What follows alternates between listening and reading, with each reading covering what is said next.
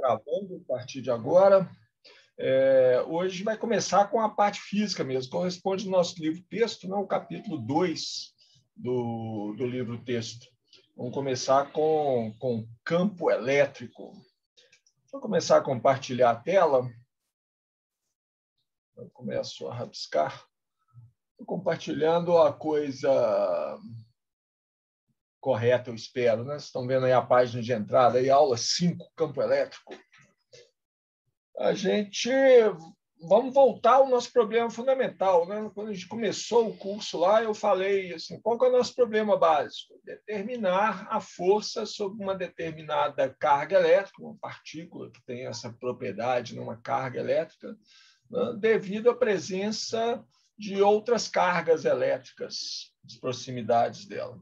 Então, fazer um desenho aqui, né, para a gente enxergar isso graficamente.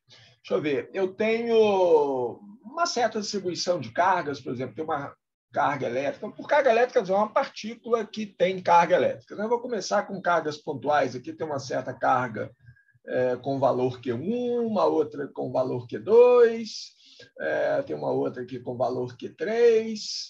E posso ter uma distribuição contínua, pode ser um objeto sólido aqui, carregado também, né?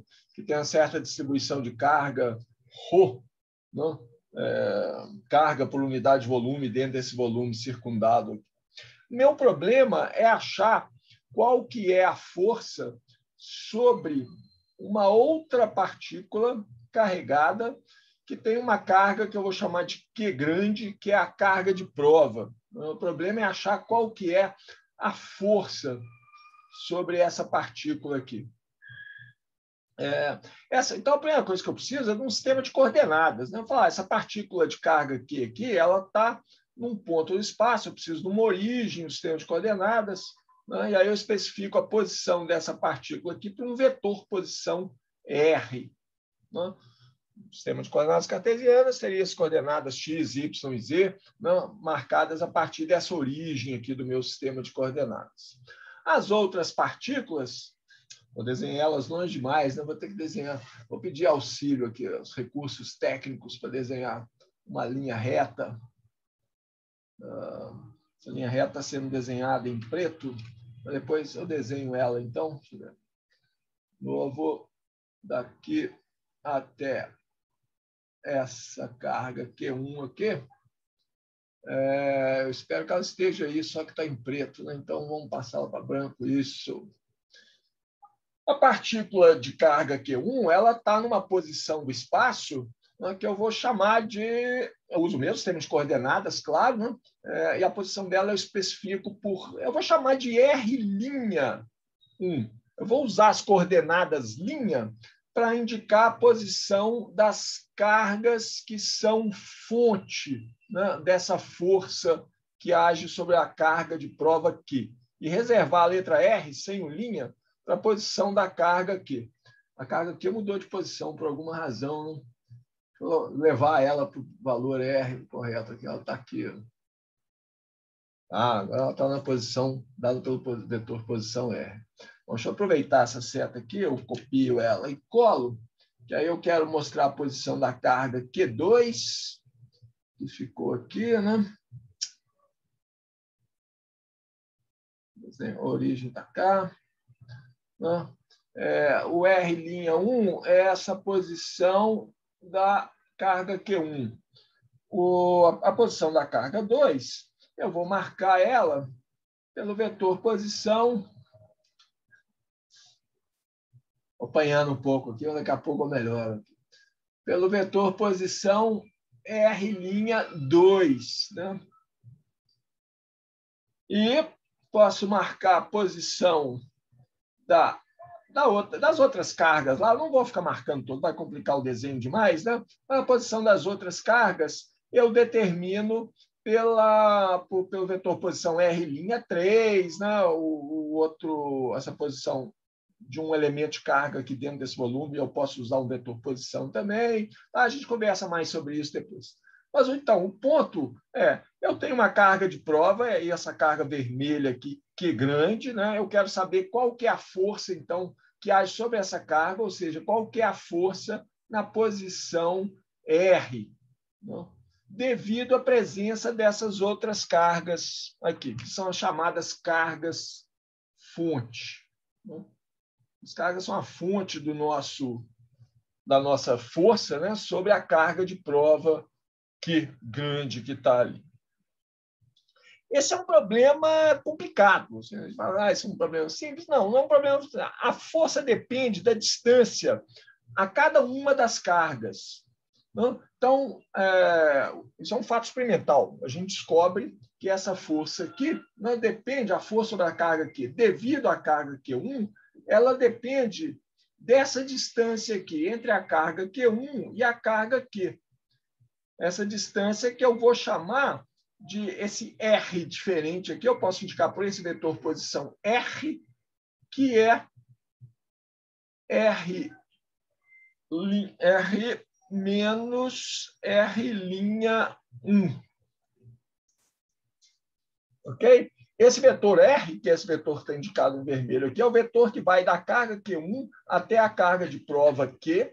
Tá? E um fato experimental que a gente descobre é que essa força aqui depende dessa distância, depende do módulo desse vetor, que é esse R um pouco diferente. Tá? Eu vou chamar de R. Então, eu estou definindo aqui já uma notação. R aqui é o vetor que é a diferença entre R, vetor posição da carga de prova, e R'1, que é o vetor posição da carga Q1. Na verdade, eu vou colocar um R1 aqui, porque um índice 1, porque eu vou ter também o R2, que por definição é R menos R'2, não? Que é o vetor posição, é a distância da carga, é o módulo desse vetor R2 aqui, é a distância entre a carga Q2 e a carga de prova lá. Para cada uma das minhas cargas fonte, né, assim, para iésima carga lá, eu vou ter um vetor R. Estou falando diferente, espero que esteja soando diferente aqui, né? R1, né, que é a diferença entre a posição da carga, o vetor posição da carga de prova, e o vetor posição dessa iésima carga aqui. Um fato experimental é que a força sobre a carga de prova depende do módulo desses vetores aí, de cada um deles, né? Do módulo desses vetores R, índice 1, índice 2, índice 3. Mas a gente conta experimentalmente também que essa força ela vai depender da velocidade de cada uma das cargas fontes, depende da velocidade Q1, da velocidade Q2, da velocidade Q3, se essa distribuição contínua de cargas aqui estiver se movendo, a força aqui também depende dessa velocidade, depende da aceleração de cada uma das cargas fontes. Então, essa força é uma força, a princípio, complicada. É pior ainda, né? Olha só, se uma dessas cargas aqui está se mexendo, se a posição da carga Q3 era essa aqui, não? Num certo instante de tempo, e aí ela muda, ela vem para essa posição aqui, a informação que a carga Q3 se movimentou, para chegar nesse ponto onde está a carga de prova, ela leva um tempo. Não? Se cada uma das iésimas cargas se movimenta, a informação de que ela se movimentou, então, vou definir aqui um T índice I, leva um tempo T índice I para chegar na posição da carga de prova. Qual que é essa? É o tempo, a posição que a carga de prova Q enxerga, entre aspas, a carga Q índice I, é a posição que ela tinha não no tempo T, mas no tempo TI menos o tempo em que a informação leva para ir da carga de prova da carga de fonte até a carga de prova. RI sobre C. C é a velocidade com que essa informação viaja das cargas fonte até a carga de prova. R índice I, é a distância entre a carga, cada uma das cargas fontes, até a carga de prova. Então, no instante de tempo T, em que eu estou determinando essa força aqui, né, eu quero saber a força na posição R, no instante de tempo T. Tá? Nesse instante de tempo T, a posição em que a carga de prova enxerga, entre aspas, as cargas fontes, não é a posição que as cargas fontes têm no tempo T, é a posição que elas tinham num tempo anterior, esse tempo TI, né, que é o tempo T, no qual eu estou calculando a força, menos esse tempo que levou para a informação. Eu estou aqui, essa informação levou um tempo para chegar até a posição da carga de prova. Esse tempo é chamado, o nome é engraçado, é chamado de tempo retardado, porque é um tempo anterior, né? Tempo retardado. Então, quando a gente quer calcular a força sobre uma determinada carga elétrica num problema mais geral, a coisa é extremamente complicada, né? Porque eu tenho que saber a posição das cargas fontes no instante de tempo anterior, e é um instante de tempo anterior que é diferente para cada uma das cargas fontes, porque ele depende da distância de cada carga fonte até a carga de prova, que até o ponto onde eu estou querendo calcular a força. A velocidade de propagação da informação é a mesma, é C, a velocidade das ondas eletromagnéticas no vácuo, tudo isso aqui no vácuo. Se não for no vácuo, eu preciso considerar a velocidade no meio específico que eu estou lá. Bom, esse problema é complicado, então a gente vai começar devagar e vamos progredir passo a passo. A gente vai lentamente aqui, na verdade, assim, nesse curso aqui, a gente nem vai chegar nesses tempos retardados. Nós vamos começar com as cargas, todas as cargas, fonte e carga de prova, todas elas paradas, com velocidade zero, com aceleração zero. Depois a gente coloca a carga de prova em movimento, depois a gente coloca as cargas fonte em movimento com velocidade constante, e para ver cargas aceleradas, velocidades que não são constantes, né? Distâncias grandes entre as cargas fontes e a carga de prova, isso vai ficar para o curso seguinte, para o curso de Eletro 2. Né? Mas nós vamos começar devagar. Nós vamos começar agora, né? O primeiro problema que a gente vai tratar é todas as velocidades zero, velocidade de todas as cargas fonte zero, a velocidade da carga de prova, que eu vou considerar como zero também, né? A aceleração de todas as cargas fontes é zero, a aceleração da carga de prova também é zero, tudo nulo, tudo parado. Eu vou considerar que as distâncias entre as cargas fonte e a carga de prova é pequena. Por enquanto não preciso disso, não. Basta essas suposições aqui. Né? Isso aqui leva a gente a um caso específico do eletromagnetismo que a gente chama de eletroestática. Né? Eu prefiro escrever assim, sem o E aqui, é só escrever assim, eletroestática. Pode escrever como eletroestática também, colocar um E aqui também. Eu acho que fica feio duas vogais juntas, então eu prefiro escrever desse jeito aqui. Bom, então a gente vai começar a eletrostática, todas as nossas cargas paradas, velocidade zero, acelerações zeros, e aí a gente vai, aos poucos, introduzindo um caso mais geral. É a maneira que a gente sempre faz em física. Né? A gente tem um problema complicado para tratar, a gente simplifica ao máximo possível, vai no caso mais simples. Então, entendemos esse caso simples e aí a gente vai adicionando as complicações pouco a pouco. Em geral, a gente tem que fazer aproximações. Né? Bom, mais ainda, vamos começar, para simplificar, com uma carga-fonte só. Tá? Primeiro caso nós vamos analisar. Então, eu vou ter uma carga-fonte aqui, que eu vou chamar de Qzinho. Tá? Ela está na posição que eu vou indicar pelo vetor posição R'. Estou usando o linha para indicar a posição de cargas fontes. E vou usar o vetor posição R para indicar a posição onde está a minha carga de prova, Q grande, não? Eu quero saber a força sobre a carga Q grande. O fato experimental, que eu mencionei antes, né, que essa força, isso é um fato experimental, a gente vai lá e faz uma medida, eu vejo que essa força depende dessa distância que eu estou chamando de R, esse R diferente aqui, que é o módulo do vetor, R é o módulo do vetor R, que é a diferença entre o vetor posição da minha carga prova e o vetor posição R' da minha carga fonte. É esse vetor aqui que vai da carga de prova até a carga de prova. O resultado experimental que a gente tem, esse é um resultado experimental, não estou demonstrando isso a partir de nada, é de que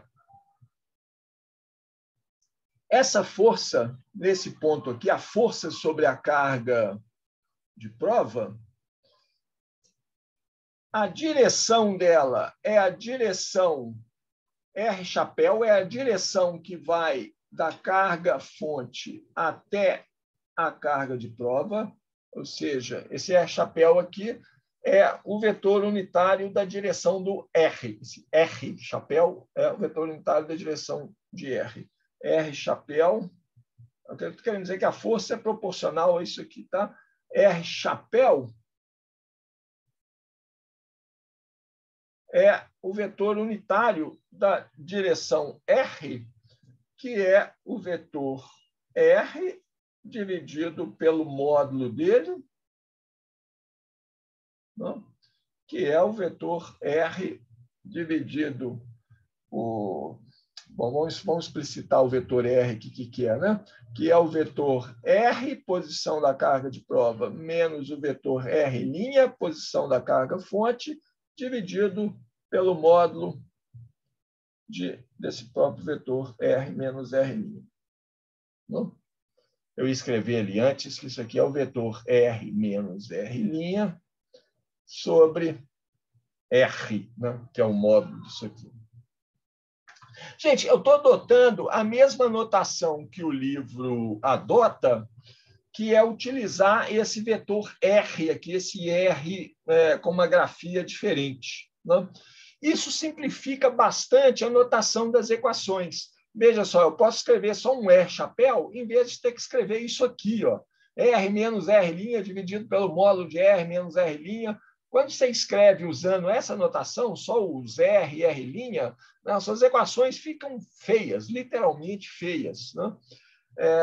Fica muito mais elegante escrever usando esse R definido por essas equações aqui. Né? O vetor R é R menos R'. Fica elegante, mas é perigoso. A gente não pode, de maneira nenhuma, pode confundir esse R chapéu com... Esse R chapéu é diferente de R chapéu. E quando a gente fala, né, R é diferente de R, como assim? R chapéu é diferente de R chapéu. São duas coisas completamente diferentes. Esse cara aqui não depende do vetor R'. Esse de cá depende. Ok? Então, daqui a pouco isso vai ficar mais claro ainda. Por que a gente tem que tomar cuidado com essa confusão? Mas vamos voltar aqui nesse nosso resultado experimental. Estou querendo achar qual que é a força sobre a carga de prova. Então, o que eu faço? Eu sou um físico experimental, eu vou lá e faço experiência, falo, depende disso, depende daquilo. E a primeira coisa que a gente descobre é que essa força sobre a carga de prova, a direção dela é a direção que vai da carga fonte até a carga de prova. Ou seja, a direção é a direção desse R chapéu, desse vetor unitário aqui. Mas eu descubro também que ela é inversamente proporcional ao quadrado da distância entre a carga fonte e a carga de prova. Inversamente proporcional ao quadrado do R ao quadrado. E é proporcional ao produto do valor da carga fonte e do valor da carga de prova. Tá? Isso aqui Não demonstrei isso matematicamente. Estou falando, isso aqui é resultado de experiência. Faz um tantão de experiência com tantos distribuições de cargas fonte, cargas prova diferentes, e você sempre encontra isso aqui. A força é orientada na direção que vai da carga fonte até a carga de prova, ela depende do inverso do quadrado da distância das duas cargas e ela é proporcional ao produto do valor dessas cargas aqui. Agora, peraí, tem uma coisa aqui que não está bem definida. Valor das cargas? O que é o valor das cargas? Aí eu preciso escolher um sistema de unidades para medir carga elétrica, né? Já conversamos sobre isso antes, tem vários sistemas possíveis, os dois mais usados são o Sistema Internacional de Unidades, que é o que a gente vai usar, e o sistema CGS também é bastante usado. Não? No Sistema Internacional de Unidades, SI, não? Carga elétrica é medida em coulombs. E o valor de um coulomb é determinado postulando que o quantum de carga, né, a unidade fundamental de carga, que a gente chama de E minúsculo, é 1,602, eu tenho que colar, 176, acho que 634, vezes 10 a menos 19 coulombs. Em 2019, ou seja, não tem tanto tempo assim, né? Isso, em 2 anos, foi escolhido assim, a unidade fundamental de carga vai ser essa aqui, né? Esse valor exato, não tem certeza nisso aqui. Opa, peraí, isso aí não depende do resultado de medidas? Não. Quando eu postulo que o valor da unidade fundamental é esse, exatamente aí, né? Eu estou falando com vocês qual que é o tamanho do coulomb. O coulomb tem um tamanho tal que, medido em coulombs, a unidade fundamental de carga tem esse valor, né? É a vantagem do Sistema Internacional de Unidades, em que todas as unidades, hoje, né, a partir de 2019, todas as unidades estão determinadas em termos de constantes fundamentais da física. Então, se eu meço a carga em coulombs, a nossa expressão experimental para a força entre a carga Q e a carga Q grande, ela vai ficar assim, ó, vai aparecer uma constante aqui na frente, 1 sobre 4πε0, já falo sobre ela, né? Produto das duas cargas, que agora está medida em coulomb, dividido pelo inverso do quadrado da distância entre essas duas cargas, e essa força está na direção que vai de uma carga a outra. Tá? Isso aqui, esse resultado experimental, é chamado de lei de Coulomb. Não? E é o resultado de uma série de experiências de medida de cargas. Não? Olha, unidades que a gente usa no eletromagnetismo é um pouco mais complicado do que é em mecânica, por exemplo. Né? Eu já conversei sobre isso antes. A gente tem essa expressão aqui, apareceu esse 1 sobre 4πε0 aqui, para ajustar o valor da carga que você mede experimentalmente. Quando as suas cargas, as duas cargas que aparecem aqui, são medidas nessa unidade Coulomb, que é determinado, o tamanho dela é determinado por esse valor. Você pode escolher um outro sistema de unidades. Então, no sistema CGS, no sistema gaussiano, né, centímetro, grama, segundo, essa mesma equação, a lei de Coulomb, ela é escrita assim, ó, Q grande sobre R ao quadrado, R chapéu. Opa, que beleza, muito mais simples, né? Realmente, não tem esse 1 sobre 4πε0. Como que o pessoal fez para se livrar desse 1 sobre 4πε0? É só você medir as cargas, não em coulombs, mas numa outra unidade, uma unidade tal que essa constante 1 sobre 4πε0 aqui vira 1. Né? Então, no sistema CGS, a unidade fundamental de carga ela vale 4,803, não é isso? É 4,803 vezes 10 a menos 10 statcoulomb, ou unidade eletrostática de carga, ESU. Não? E aqui tem uma incerteza, não tem postulado sobre isso, não. Eu tenho que medir esse valor aqui, quanto vale um statcoulomb, é o valor necessário para que essa constante aqui que aparece na frente da força seja 1. Tá? Então, o sistema CGS de unidades ele tem uma vantagem que algumas equações, por exemplo, a lei de Coulomb, fica mais simples. Outras equações vão ficar um pouco mais complicadas. Elas são um pouco, né? Aparecem umas constantes na frente. Tem um inconveniente também, que a gente está acostumado a falar em potencial elétrico, por exemplo, em volts. Né? No sistema CGS, o potencial elétrico não é medido em volts, é medido em uma outra unidade que se chama stat volts. Então, é um pouco confuso.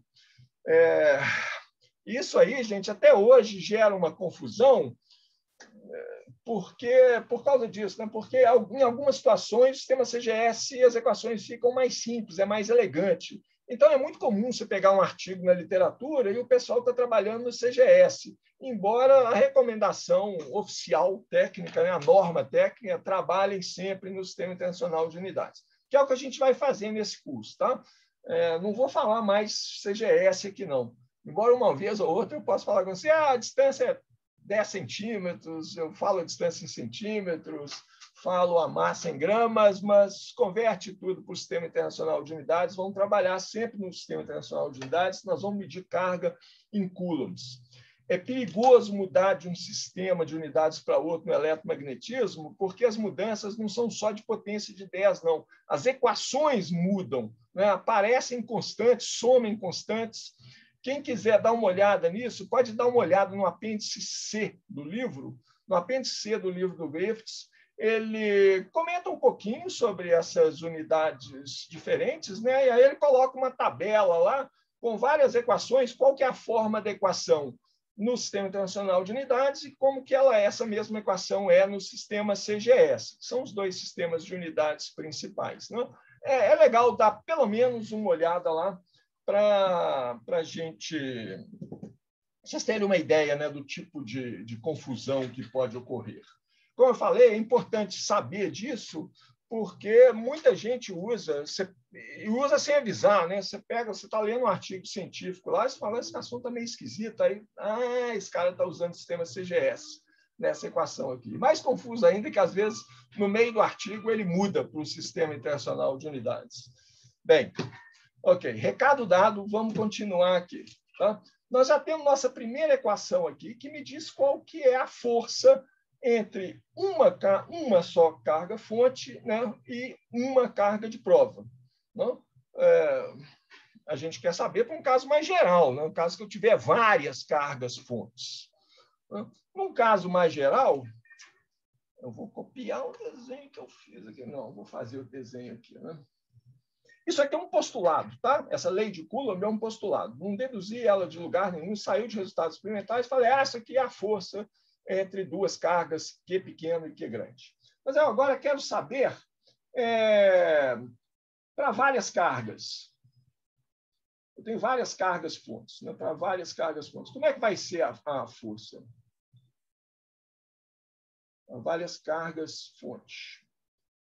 Eu tenho uma situação que é assim, né? Eu tenho a carga Q1, eu tenho a carga Q2, né? Eu tenho a carga Q3, e aí eu tenho a carga Q4, Q5, Qn, quero saber qual que é a força sobre a carga Q grande que está aqui em cima. Então, a carga... Vou colocar minha origem no sistema de coordenadas num lugar conveniente aqui, ó, que eu possa fazer vetores para todo lado. Vou colocar minha origem aqui. Origem do sistema de coordenadas eu coloco onde que eu quiser. Né? Então, aqui, ó, a posição da carga Q1 está aqui, é o vetor R'1. Não? A carga Q2, vou mudar a carga Q2 de posição para cá. Está aqui no vetor R'2. Carga é minha, né? Eu ponho onde eu quiser ela. Vou pegar a carga Q2 aqui, consigo pegar ela inteira? Consigo. E vou levar ela para cá. Não deu muito certo, não, porque ela ficou na frente da carga Q3. Então, vou mexer a carga Q3 também. Estou tentando melhorar meu desenho um pouquinho. Então. A carga Q3 vai para cá, ela está na posição que é dada pelo vetor posição R'3, né? A carga aqui é dado pelo vetor posição R, meu R'3 que é um lugar ruim. A carga Q de prova está na posição R. Então, esse aqui é o R'3. Eu sei, né, usando a lei de Coulomb, eu sei a força que cada uma dessas cargas nas cargas fonte faz sobre a carga de prova. Não? Só substituir isso aqui, Q1, e aqui é o R1, não? Que é a distância da carga Q1 até a carga Q grande. Não? Mesma coisa para a carga 2. Aqui eu colocaria Q2, né? Aqui é o R2, não? E assim por diante. Ok, isso é a força entre cada uma das cargas fontes e a carga prova. Mas e a força do conjunto de cargas fontes sobre a carga de prova? Eu acho que a gente fala assim, ó, claro que vai ser só a soma dessas forças, né? A força total vai ser a força que a carga Q1 faz sobre a carga de prova, mais a força que a carga Q2 faz, mais a força que a carga Q3 faz, mais blá, blá, blá, né? Até a força que a enésima carga faz sobre a carga de prova. Gente, isso parece óbvio, mas não é nada óbvio. Assim, por que essas cargas não influenciam uma na outra? Será que a carga Q1 não perturba a carga Q2? A força que a carga Q1 faz sobre a carga de prova pode não perturbar a carga Q2? Poderia ser, tá? Não estou tentando confundir para vocês, não. Assim, poderia ser, mas não é. Na verdade, é essa hipótese mais simples aqui mesmo. Isso é um princípio de superposição, isso é um princípio, não? É outro fato experimental chamado princípio de superposição, princípio da superposição, que me diz isso de que para achar a força total basta somar as forças individuais que cada carga faz sobre a carga de prova. Isso, agora eu quero que vocês pensem um pouquinho nisso, assim, isso não é nada óbvio. É a opção mais simples. E, por sorte, a natureza realmente é desse jeito. Ela age de uma forma simples. A força que uma carga faz, uma determinada carga fonte faz sobre a carga de prova, não é perturbada pela força que as outras cargas fontes fazem sobre a carga de prova. Bom, é a possibilidade mais simples, né, para a força total, mas não é tão simples assim, né? Usando a lei de Coulomb, então posso usar a lei de Coulomb aqui para calcular cada um desses termos, dessa soma vetorial aqui, né? Eu vou ter 1 sobre 4πε0, Q1, Q grande, sobre R1 ao quadrado, R1 chapéu, que me dá a direção da carga Q1 até a carga Q grande. Aí eu vou somar isso com 1 sobre 4πε0, Q2, Q grande, sobre R2 ao quadrado, R2 chapéu, mais termos semelhantes. O último termo lá, se eu tiver N grande cargas fontes, vai ser 1 sobre 4πε0, Q N grande vezes o Q grande dividido pelo R N ao quadrado, R chapéu N.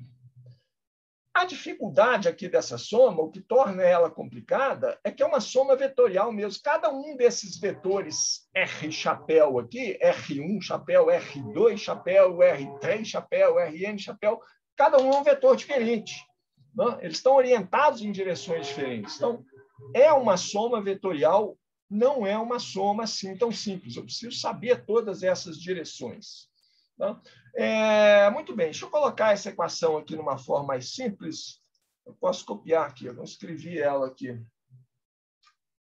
Essa equação aqui, eu posso escrever ela de uma forma mais simplificada. Tem 1 sobre 4πε0 em todos os termos, tem o Q grande em todos os termos, então posso colocar isso em evidência. Copio a equação que eu escrevi aqui e colo ela aqui.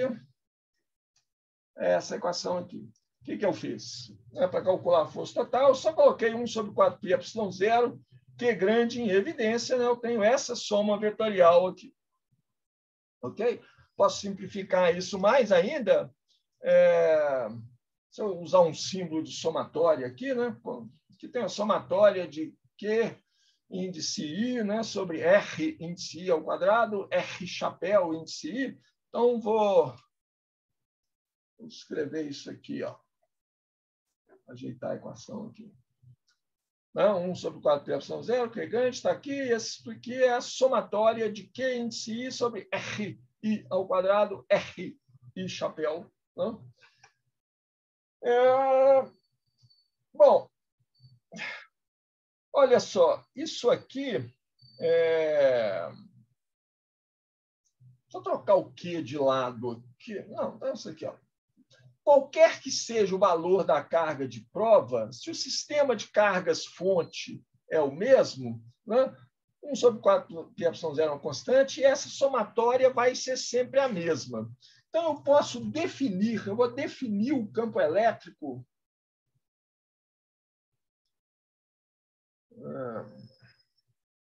Bom, vou definir o campo elétrico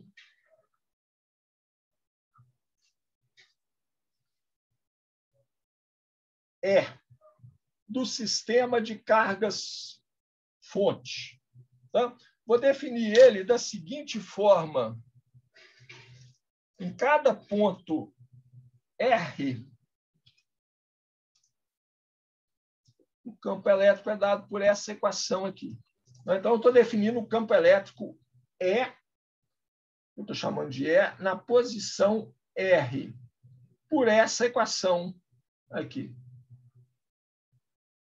Que é esse termo aqui, ó, é o 1 sobre 4πε0 vezes essa somatória. Né? Tudo na expressão da força que não depende da carga de prova Q grande. Onde é que está o R aqui? Né? Essa é a posição do campo elétrico. Em que posição? Eu olho para cá, não vejo o R. Ele está escondido aqui. Né? O R está escondido aqui, ó, nesse R índice I ao quadrado. Né? Vamos lembrar que R índice I, o vetor R índice I, do qual esse R I ao quadrado é o módulo ao quadrado, ele é, por definição, a diferença entre o vetor posição R, esse vetor onde eu estou calculando o meu campo elétrico, e o vetor R' I, que me mostra, que me dá a posição da iésima carga. Tá? Então, o vetor R está escondido aqui e também no módulo do R I chapéu. Né? Ele está aqui também. O tempo não aparece aqui porque a gente está considerando uma situação, nós estamos trabalhando eletrostática, né? Nada muda com o tempo, as cargas estão todas paradas, velocidade zero, as acelerações são zero, todas, né? Então nada muda com o tempo, não preciso me preocupar com o tempo aqui. Qual que é a vantagem de definir esse campo elétrico desse jeito? É porque agora eu sei qual que é a força que esse sistema de cargas fonte QI faz em uma carga de prova de qualquer valor em qualquer ponto no espaço. Não? Porque a força sobre a carga de prova Q grande é Q grande vezes esse campo elétrico. Então, se eu trocar a posição da minha carga de prova, eu não preciso calcular tudo de novo. A força na posição R vai ser a carga de prova Q vezes o valor do campo elétrico naquela posição R. Uma vez que eu tenho o sistema de cargas fonte, ele está fixo, eu fiz aquela conta para calcular o campo elétrico, pronto.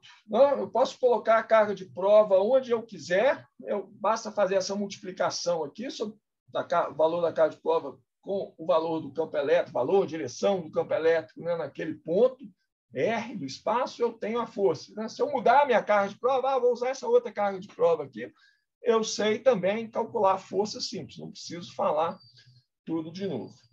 Pergunta, esse campo elétrico, esse E que a gente definiu aqui, vou repetir a definição, vou ali atrás copiar a definição dele, né, para esse sistema de cargas pontuais, e levar lá para o outro slide, a gente guardar o que ele é.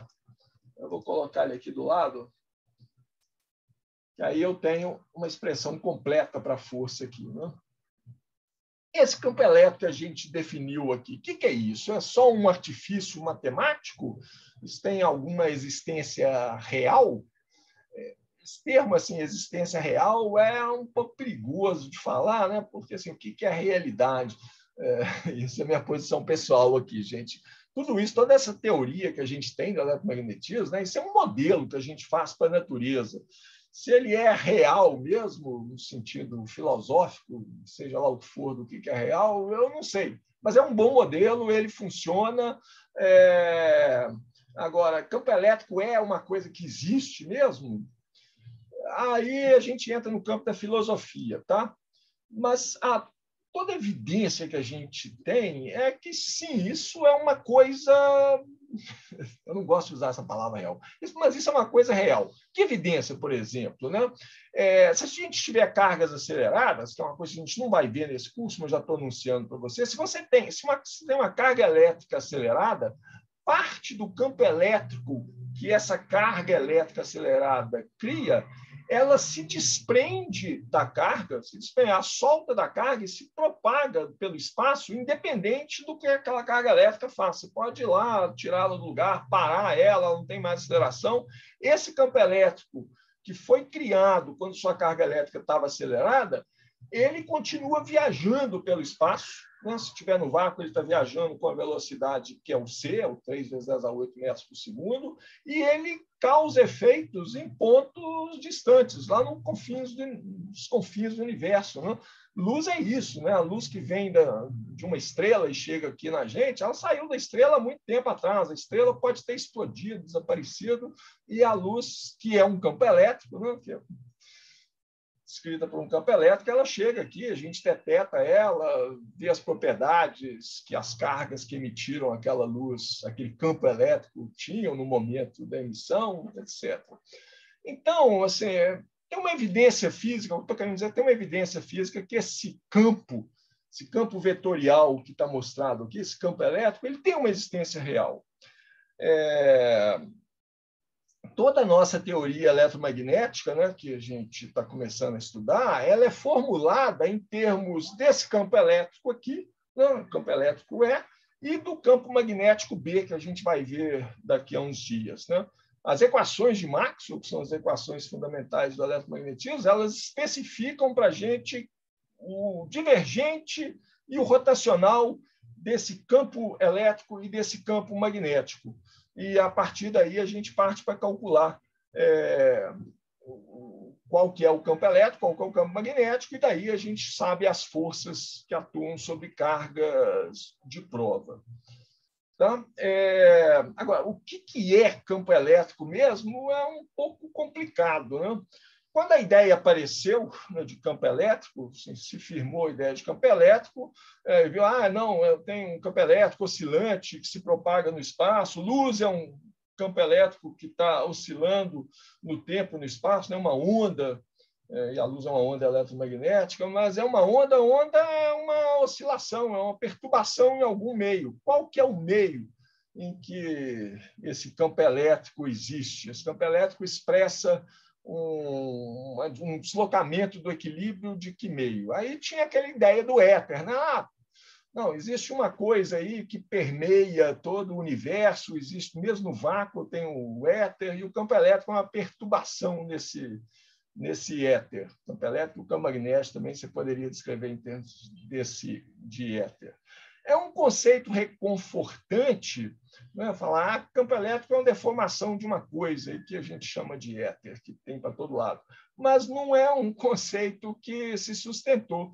Né? À medida que as experiências foram se sofisticando, para você manter esse conceito de éter, você tinha que introduzir propriedades cada vez mais bizarras para ele. Né?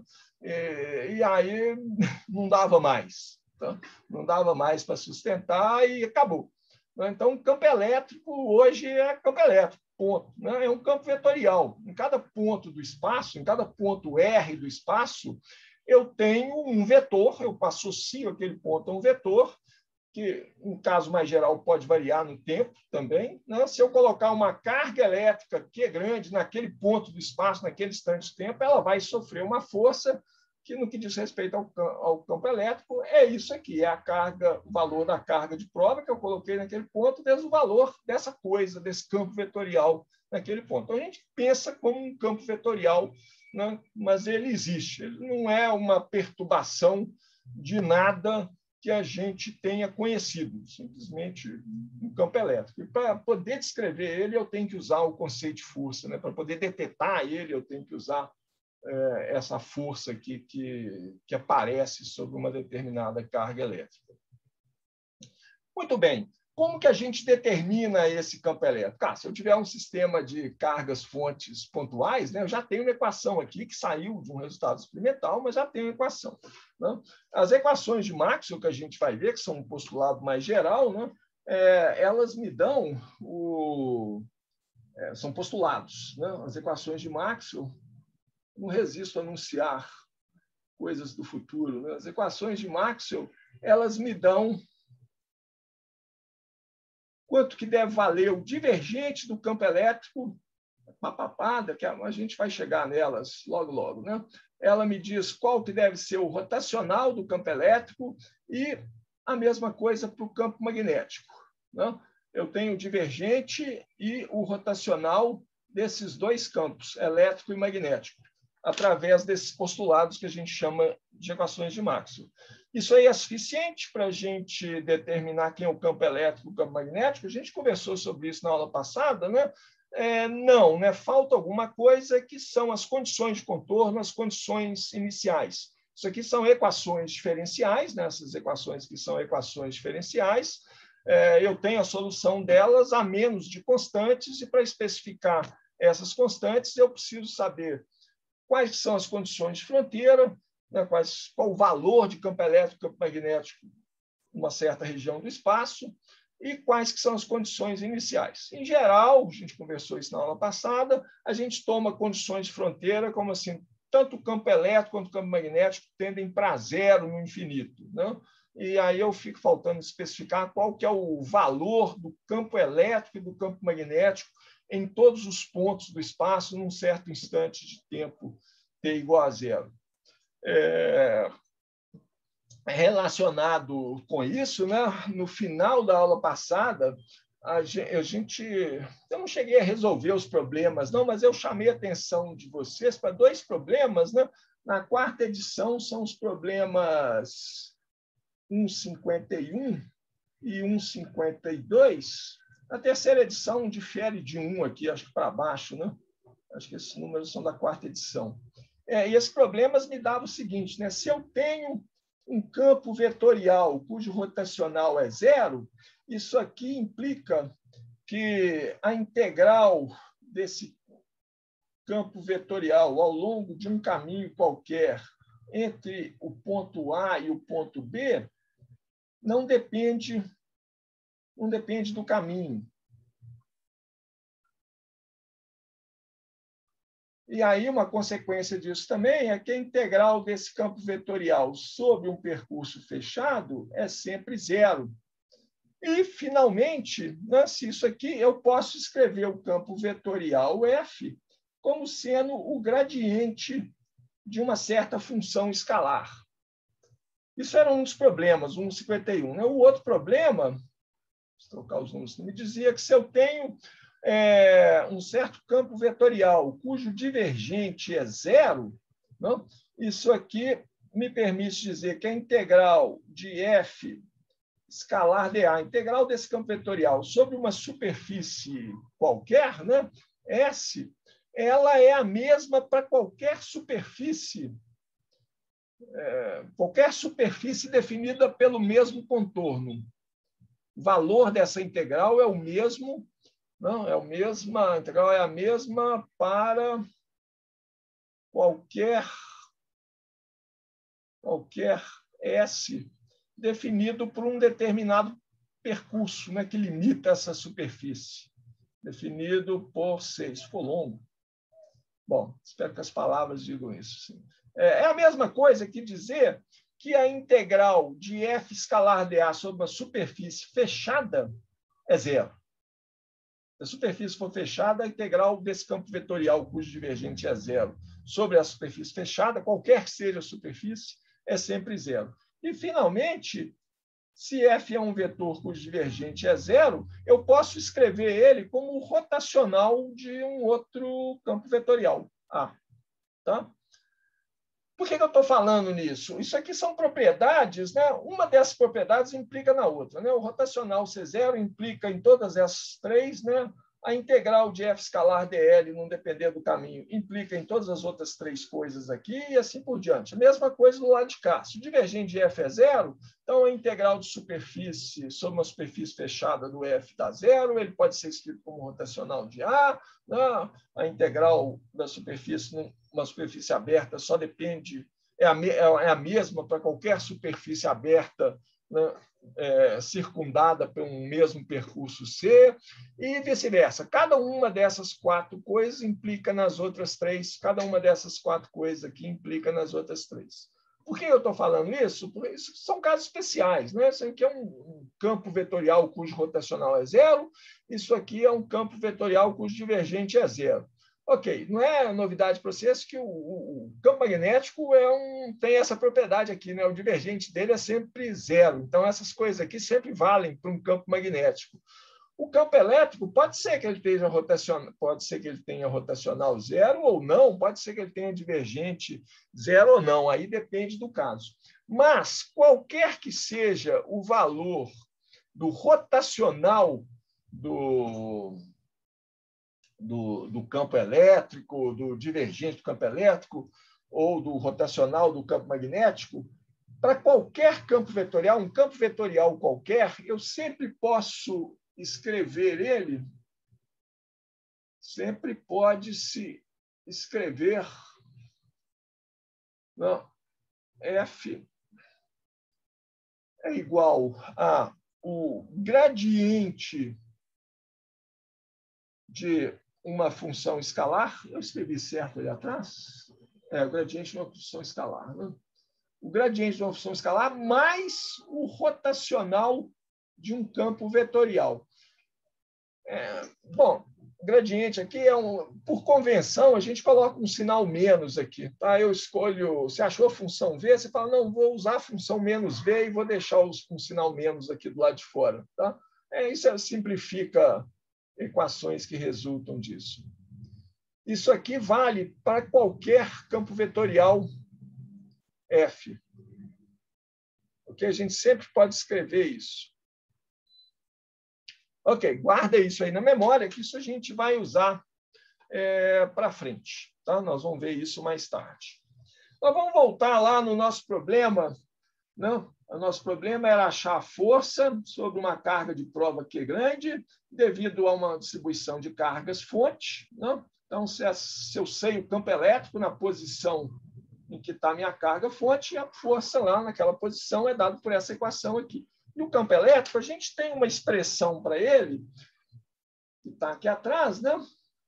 Aqui, a gente tem essa expressão aqui, quando as minhas cargas fontes são um conjunto finito de cargas pontuais. Não? Eu faço uma somatória sobre esse sistema de cargas. Não é uma soma simples, porque envolve uma soma vetorial, né? Em vetores que vão variando a direção e sentido. Mas tem alguns casos, né, que assim, essa soma pode ficar com valores gigantescos. Ela sempre é finita. Né? Carga elétrica é quantizada. Carga elétrica na natureza, a gente já viu isso, é quantizada.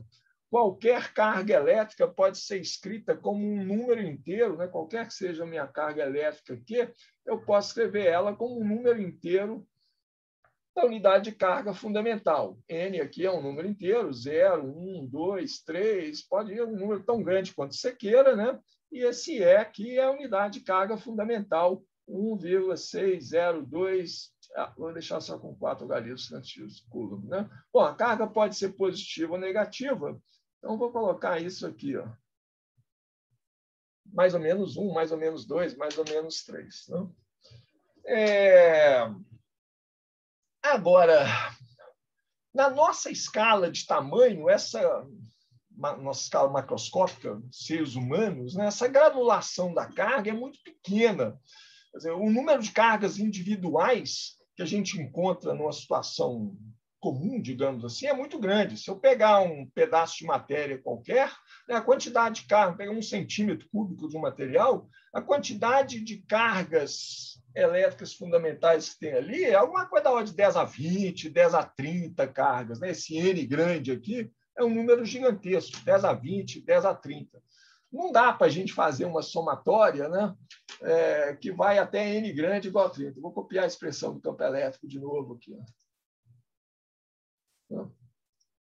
O que eu estou querendo dizer é assim, que, a princípio, nós resolvemos o nosso problema.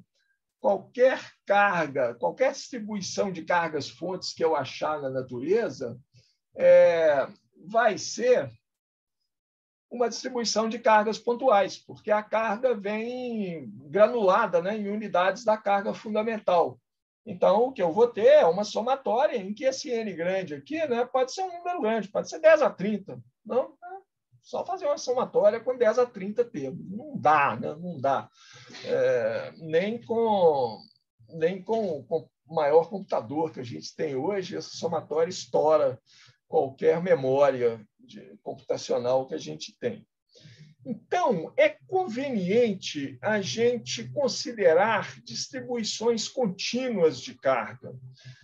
Por exemplo, né, eu tenho um tanto de cargas, né? Eu desenhei antes, falei, eu tenho um tanto de cargas aqui, nessa região do espaço aqui, isso aqui é um objeto, tá? Macroscópico, tá? Um pedaço de material, e ele está carregado, eu tenho cargas espalhadas aqui, tem 10 a 30 cargas aqui num volume de material que dá 1 centímetro cúbico. Você fala, putz, vou ter que somar 10 a 30, ações 10 a 30? Não, você pode fazer uma coisa seguinte, ó. Eu divido esse material aqui, todo esse volume do meu material, em bloquinhos de volumes pequenininhos, detal. Tá? Detal é um volume infinitesimal dentro do meu material ali. Mas eu vou colocar aspas nesse infinitesimal aqui, porque não é um infinitesimal matemático. Se eu for fazer um infinitesimal matemático, eu vou encontrar a granulação de carga. Eu falo, opa, não posso diminuir mais do que um elétron aqui. Né? Assim, eu encontro essa granulação. E eu não quero isso.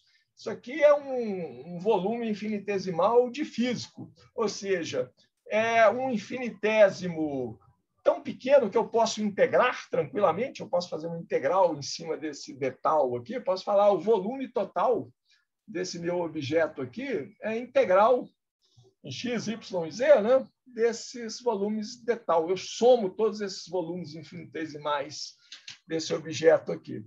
Tá? Mas não é um infinitesimal do ponto de vista rigoroso matemático, porque, se for, eu vou encontrar a granulação de carga, e eu estou querendo escapar disso. Então, é um infinitesimal na nossa escala de tamanho. É uma escala de tamanho que eu gosto de chamar de mesoscópica. Não é nem microscópica, nem macroscópica, é alguma coisa no caminho. Tá? E o tempo todo em eletromagnetismo é assim que a gente vai trabalhar. Tá? A maior parte do tempo. A gente vai dividir os nossos objetos macroscópicos em volumes muito pequenininhos, né? Vamos integrar, só vamos definir esses infinitésimos aqui de tal, vamos integrar aqui como se fosse um infinitesimal matemático mesmo, mas a gente tem que ter na consciência de que eu não posso, isso aqui não é uma coisa que pode tender realmente a um limite infinitesimal, no sentido rigoroso da palavra. Ok? Bom, como é que eu faço, então? Em que isso aí me ajuda? É porque, assim, uma vez que eu tenho, então, esse volume aqui, tem carga distribuído nele, eu posso definir a densidade volumétrica de carga. A densidade volumétrica de carga é a quantidade de carga que eu tenho por unidade de volume, né, em cada ponto desse material. Mas ρ na posição R'. Tá? Ρ de R' é a quantidade de carga que eu tenho no ponto R' lá do meu material, né? Vamos colocar uma origem do sistema de coordenadas. Isso aqui é o ponto R', isso aqui é a origem. Isso aqui é o vetor R', que marca um ponto lá dentro desse objeto. Tá? E nesse ponto, eu tenho uma quantidade de carga elétrica por unidade de volume, que é o ρ de R'. Tá? Então, em cada ponto, eu sei quanto de carga que eu tenho. Em cada ponto, eu vou ter um infinitesimal de carga. A carga naquele ponto em R' vai ser uma carga dQ, chamar de dQ', que vai ser a quantidade de carga que eu tenho por unidade de volume naquele ponto, vezes o volume naquele ponto, que eu vou chamar de d tal linha. Tá? Estou chamando de linha, estou colocando linha em todas as coisas aqui dessa distribuição de cargas. Né? Bom, isso aqui, então, essa carga dQ', eu posso considerar como uma carga infinitesimal. E eu sei a expressão para o campo elétrico de uma carga pontual. Né? Posso considerar essa carga dQ' aqui como uma carga pontual. E eu sei o campo elétrico criado por uma carga dessa, né? Uma carga como essa aqui, né? No ponto R do espaço, esse aqui é o R', né? No ponto, um ponto qualquer aqui, ó.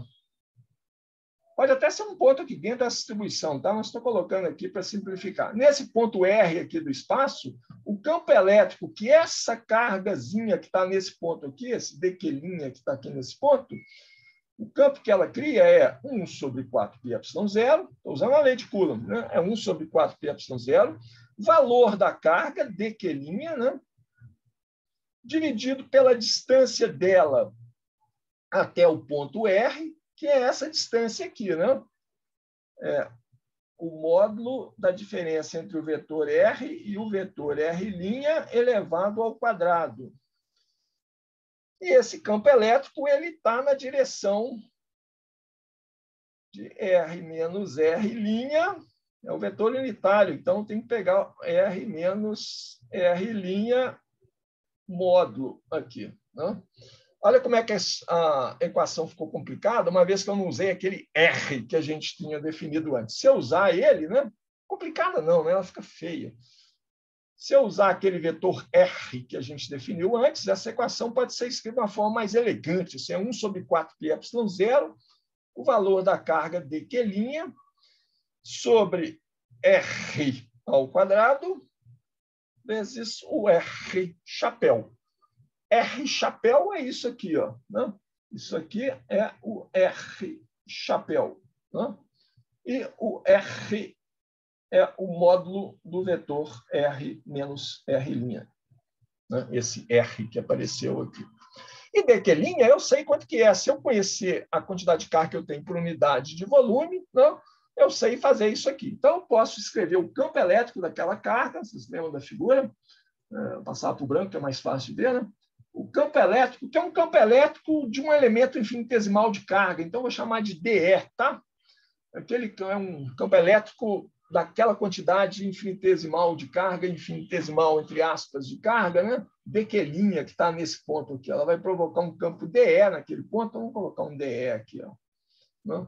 Porque não é o campo dessa distribuição de cargas toda, não. Estou descrevendo só o campo criado por essa carga dQ' aqui.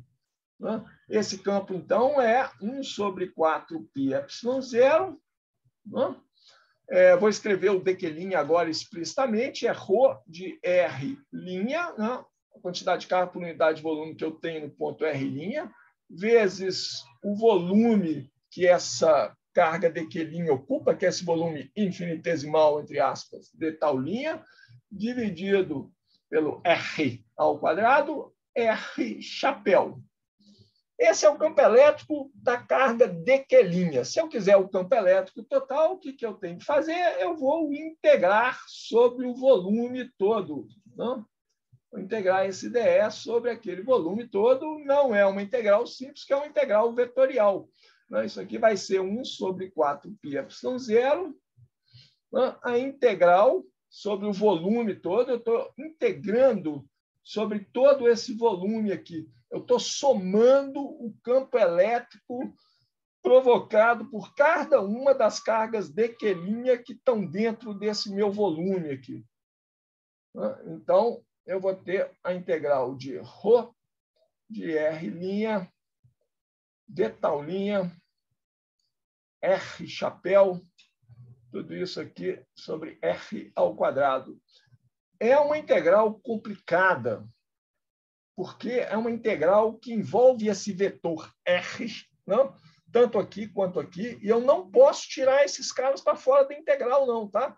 Eles dependem, tanto esse vetor unitário aqui, quanto esse R aqui, elevado ao quadrado, eles dependem do vetor R'. E a integral é feita nas coordenadas linha. Né? Se eu estiver usando coordenadas cartesianas, eu estou integrando em x', y', z'. Eu estou varrendo a distribuição de cargas, né? Esse volume todo aqui, que é mapeado pelo vetor R'. Eu estou fazendo esse vetor R' ali percorrer todo esse volume aqui, né? Então, estou variando o valor de R', portanto, estou variando o valor, estou variando isso aqui. Acertei, mais ou menos? Eu estou variando isso aqui, esse R. Não? Ele é diferente para cada ponto do volume. Quando eu faço a integral sobre o volume, eu estou mudando esse vetor, eu estou mudando esse unitário, estou mudando esse módulo aqui. Não posso tirar essas coisas para fora da integral. Não posso tirar, gente. Não pode esquecer disso. É R, mas não é R, é R, que envolve o R'. Tá? Então, essa é a dificuldade. A dificuldade é matemática. Como fazer o cálculo, a gente sabe. Não? Mas imagina fazer essa integral sobre um volume que é um volume arbitrário qualquer. Não é nada trivial. Bom, observações, assim, estou falando tudo isso sobre um volume. Mas se a gente tiver uma superfície carregada, se ao invés de um volume, são variações sobre o mesmo tema, né? Se ao invés de um volume carregado eu tiver uma superfície carregada, será que eu consigo desenhar uma superfície? Isso aqui, né? Tem uma chapa aqui, por exemplo, né? O que eu vou fazer? Nessa chapa aqui eu tenho uma quantidade de carga por unidade diária, que eu vou chamar de sigma. Né? Em cada ponto R' eu tenho uma quantidade de carga por unidade diária. Vou dividir essa minha chapa aqui, nessa superfície, em elementos infinitesimais de área dA', mesma observação. É um infinitésimo que depende, que não é tão pequeno a ponto que eu começo a enxergar a granulação de carga que existe ali. Né? É um infinitésimo pequeno que eu posso integrar sem nenhum escrúpulo. Então, ele é pequenininho mesmo, mas ele não pode ser tão pequeno a ponto que eu consiga enxergar átomos. Né? Esse sigma de R', então, né, é a carga elétrica que eu tenho por unidade diária agora. E aí, para calcular o campo elétrico total, não, assim, cada elemento de área aqui tem uma carga dQ', que vai ser igual a sigma na posição em que está aquele elemento de área, a quantidade de carga por unidade de área, vezes a área daquele elemento de área, dA'. Integro sobre todo, eu coloquei um signo de vetor nesse dA' aqui, mas não era para colocar, não, era só o dA aqui mesmo. Né? Eu integro sobre toda a superfície da chapa, eu tenho o campo elétrico total. Né? O campo elétrico total, provocado por essa chapa aqui, vai ser um campo elétrico, uma integral sobre a superfície do dE, onde esse dE, que está aqui dentro, então integrando aqui, né, é 1 sobre 4πε0, vezes a carga que eu tenho em cada pedacinho da superfície, sigma dA', dividido pela distância ao quadrado desse elemento de área até o ponto no qual estou calculando a carga. Esse aqui é o R, né? O vetor R que vem aqui, que é a diferença entre esse vetor R', que me marca a posição do elemento de área, e a posição, a origem está aqui. Isso aqui ficou meio torto, mas é um vetor. Né? Será que eu consigo fazer ele melhor?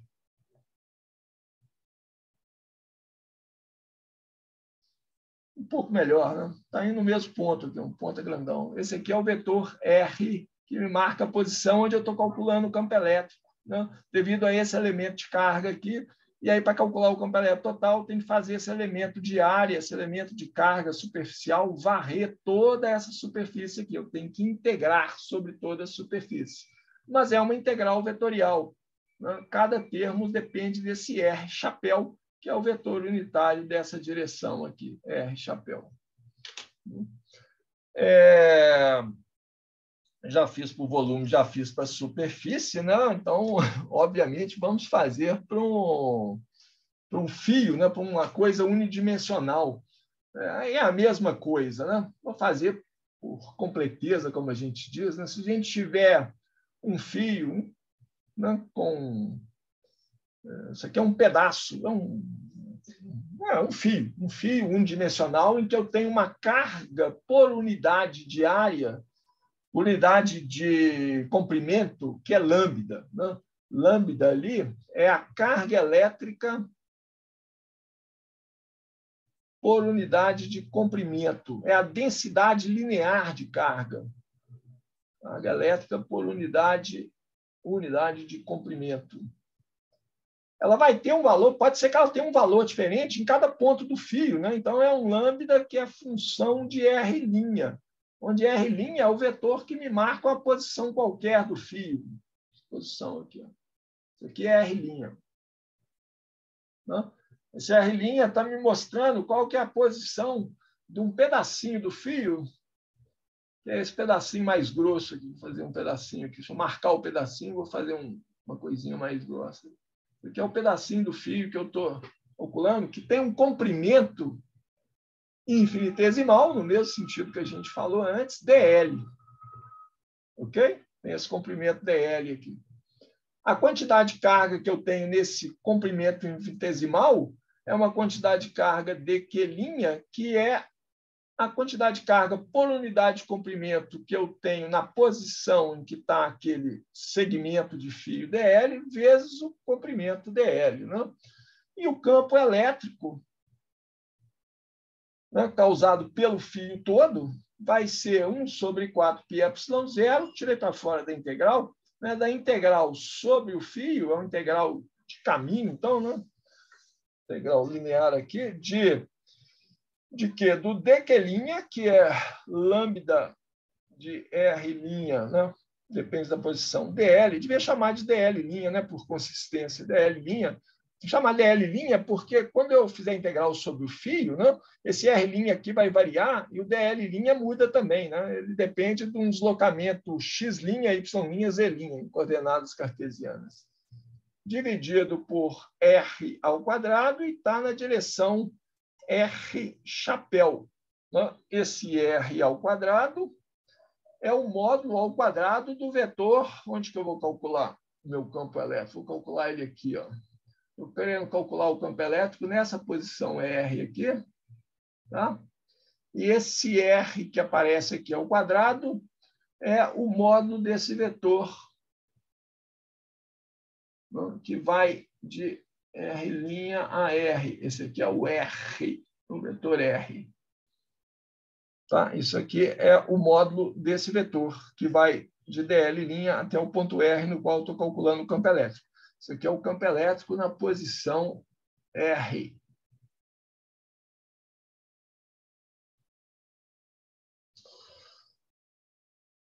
Tá certo, né? Isso mesmo.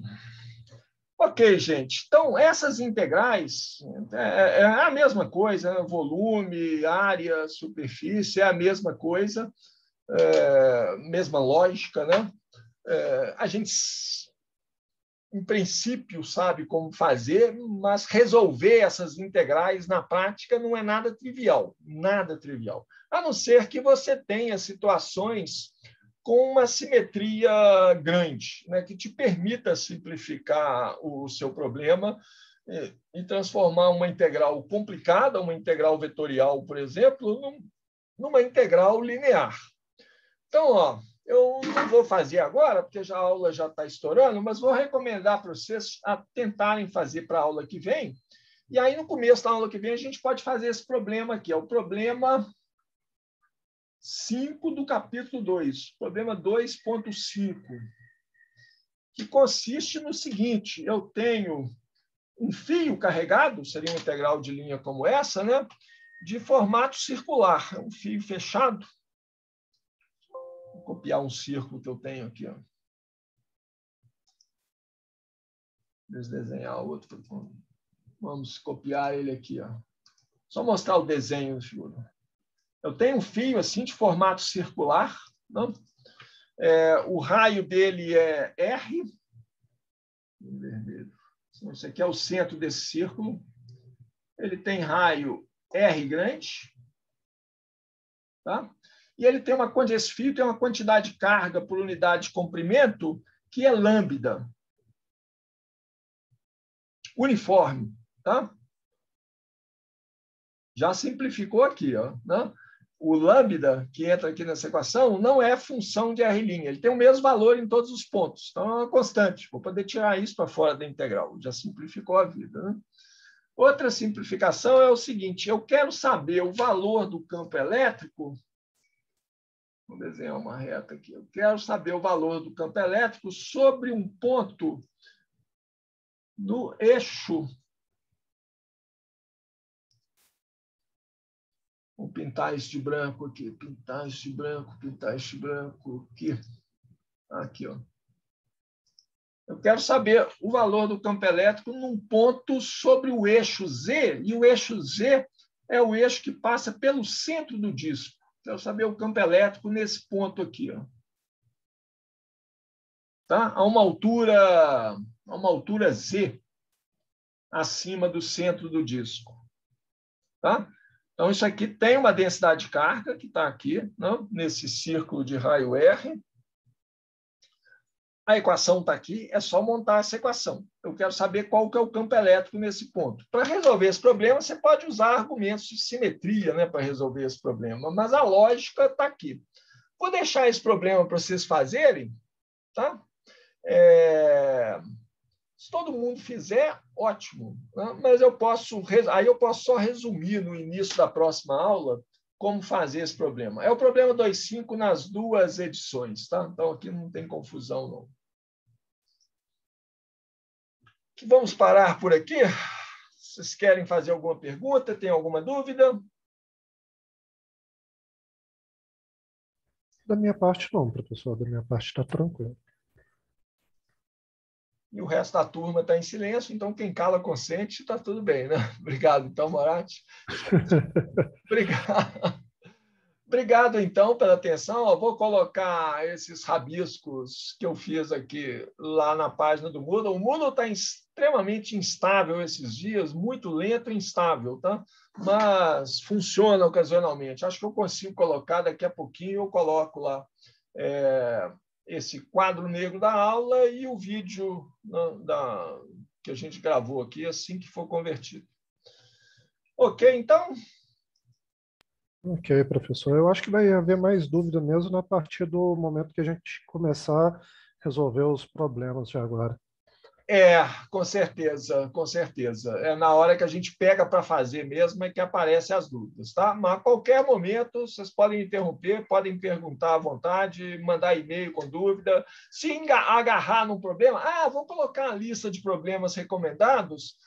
Já coloquei, aliás, acho que eu já coloquei ela lá no Moodle, tá? Na página do Moodle. Vou colocar nessa... Bom, eu coloco lá. Sim, eu até vi lá, mas só que assim, o Moodle está impossível esses dias, infelizmente. Tá. É uma tristeza. Tá. Já mandei um e-mail lá para o sistema de informática, né, perguntando, gente, o que está acontecendo? Tem alguma previsão para estabilizar? Algum problema? Eu achei, a princípio, que o problema era comigo, né? Eu estava trabalhando lá na universidade. Aí eu falei, não, vou para casa, vou fazer lá de casa. Deve ser internet aqui na UFMG que está lento. Não, aqui em casa continuou lento também. E aí vocês também estão com problemas, né? Então, o sistema está terrível, terrível. Então, o problema é deles. Bom, espero que resolvam isso logo. Porque se tiver qualquer coisa, tá, aproveita aí um momento que não tiver, que estiver funcionando, pega meu e-mail lá, anota, porque aí vocês podem mandar um e-mail com dúvida, o e-mail funciona. Ok, então, gente. Um bom final de tarde para vocês. Bom trabalho e a gente encontra de novo na terça-feira que vem. Obrigado, professor. Até semana que vem. Professor. Falou, gente. Até semana Obrigado, que vem. professor. Tchau. Bom final de semana. Para vocês também, gente. Tchau. Bom final de semana.